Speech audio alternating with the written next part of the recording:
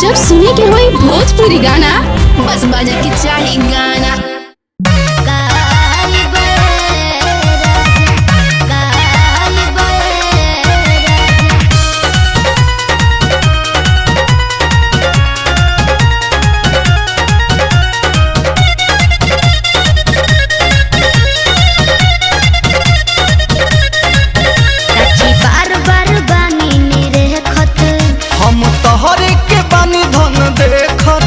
देखी देखी के दिल घबराता, अब हमरो से रहलो ना जाता।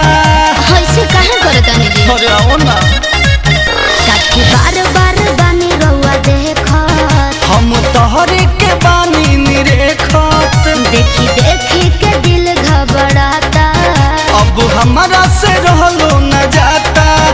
अब दे दया ले लो ना मजा। सुना होई सुन रतिया में मीठी मीठी बतिया, पड़ के ना घुंघटाऊ हाय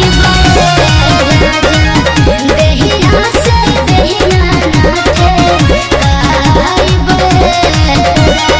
अरे जान ले का हो,